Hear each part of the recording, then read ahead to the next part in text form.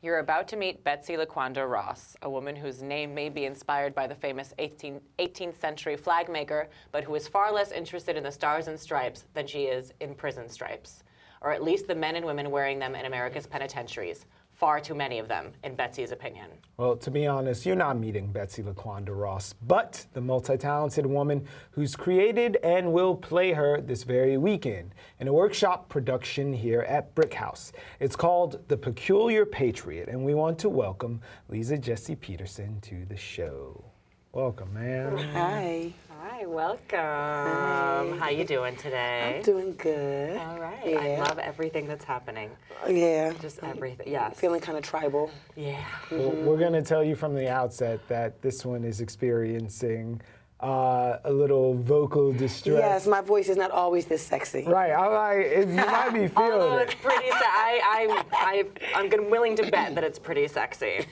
We're going to try to keep it tight so she can save her performance voice for this weekend. Yes, this But we weather still have thing some- just got me all like tricked up, you know? I know, with Yeah. the up and the down. Yeah. Whoop. So while she picks that up, tell That's us right. how the play came about. Oh, wow. The play was inspired by several different incidents in my life. You know, before I started writing theater, I was teaching poetry. And I was going around to different schools and doing creative writing poetry workshops. And one of my very first assignments as a teaching artist, teaching poetry, was at a school, high school, named Island Academy. Okay.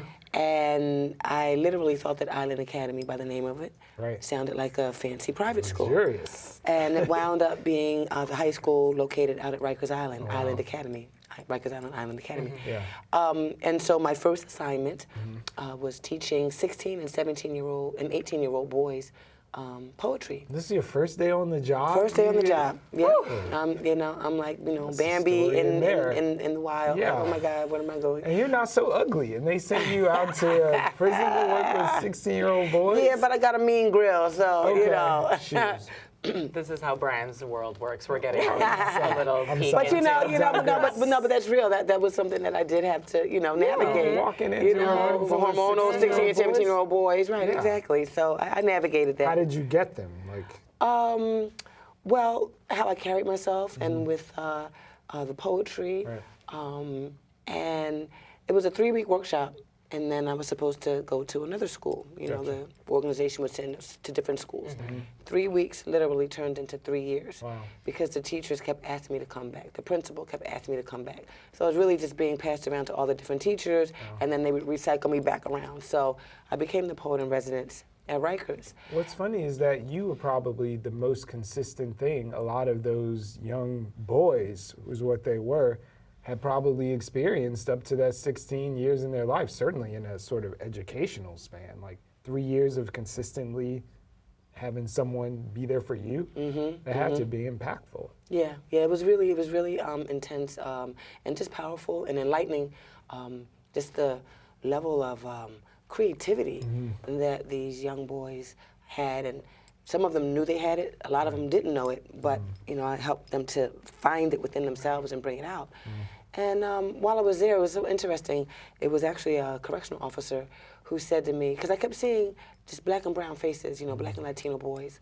And in the 3 years, I think I could have counted maybe 1 or 2, you know, white adolescents on my hand, and still have fingers left over. Yeah. And so the correctional officer, he said, I felt something was wrong, but I didn't have the language at the time to articulate it, because at the time I didn't know anything about the prison industrial complex. Right. There was no conversation about mass incarceration.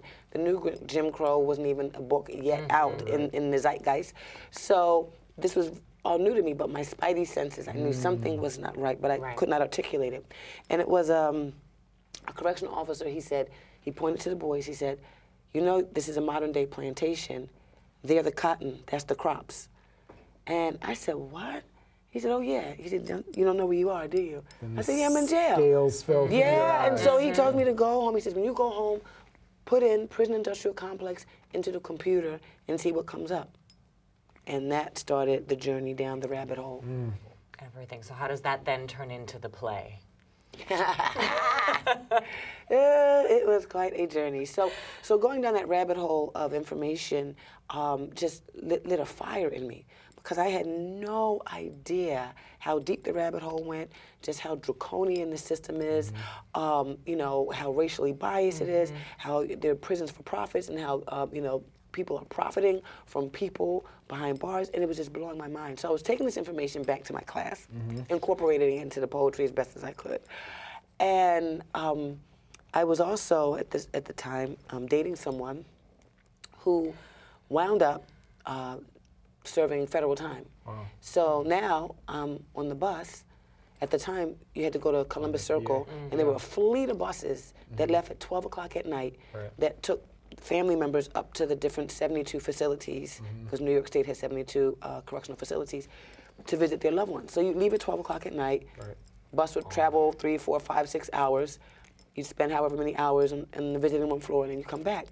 So and I remember seeing like hundreds of people. I didn't know what was going on. It looked like people were going to the casinos, or casino trip. You know, that babies City and children. buses. Yeah, exactly. But these are the people who are getting on the bus to go and see a family member upstate. And in my mind, immediately it clicked. I said, this is a love story.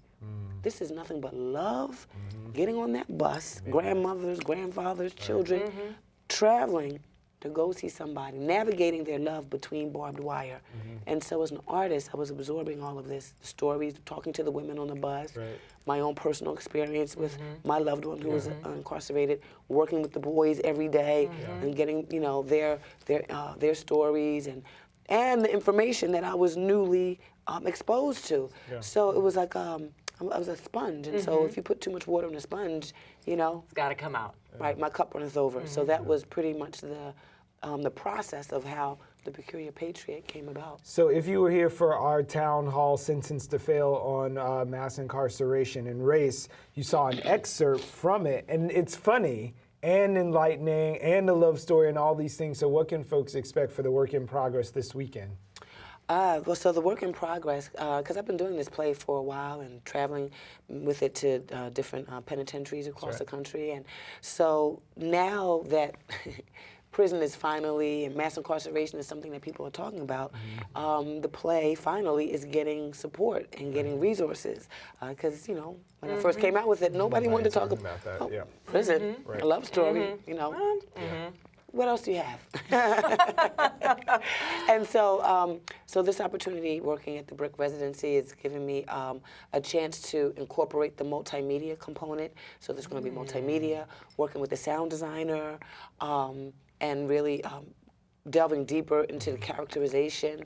So just getting the support that every playwright and every play needs to really fully realize the full theatricalization of the piece. So that's what I'm excited about. So you're going to get the multimedia, sound. What's wrapped up in the multimedia? Is it visuals? Yeah. Oh, yeah. Ooh. Yeah. Clips? Do you have some of your kids talking? Who's talking there? Oh, I can't tell you. You can't tell me. You that. can't tell me. Let's go Okay. on the Okay, tease. fine. Yes. Come to the show. Okay. When can we come to the show? The show is going to be this Friday and Saturday, April 29th and 30th at 7:30, right here in BRIC. Right here. Yeah, in the studio. So I'm really excited. So before we get out of here, there was just something that kind of blew my mind, where it's like the places and nations that are most diverse are also the ones who penalize the most. So the more mixed we are, the more strict we are about locking people away. And to me, it seems like a lack of compassion in seeing yourself in someone who doesn't look like yourself. Right. So I wonder what you learned about compassion being inside with these young men who are on the other side of that complex. Well, for me, it wasn't so much about learning about compassion. It was seeing an extension of myself. These are my sons, my brothers, my nephews, my uncles. It's an extension of my family. So it was very personal for me. It wasn't other. It wasn't somebody else. This was me. This is my reflection. You know, that could be my nephew. That could be my little cousin. That could be my son, like I said. So it was, so I think that connection, and clearly the boys felt it. It was very real, you know. I was their mama, I was their auntie, I was their sister, you know. Sometimes I was their crush. So it was like all these things that, you know, came to created a powerful relationship and a rapport, you know. But you know, you talked about diversity. I was at they had the Museum of Drug Policy. Gotcha. That happened last weekend. Right. And there was, I met a man. We were Yeah, here. you were We were okay. here. So I met a man who spent 15 years of his life incarcerated. 1 year of his life was in solitary confinement. Wow. And he was at Clinton, which is upstate New York. And he shared with me just some of the horror stories of the depths of inhumanity that people are suffering. Right. And I said, now if this is happening in New York, New York State, where there's diversity, can you imagine Alabama, Mississippi? get you. Can you imagine? So many. Well, we're going to have to come gonna out have to this cut you off. weekend Okay. Yes. and see the work. Yes. That was a tease. Come out this weekend at BRIC House. You can go to our website, bricartsmedia.org, and find out how to get tickets. So we'll see you this weekend. Yes, you will. Thank you. All right, thank you.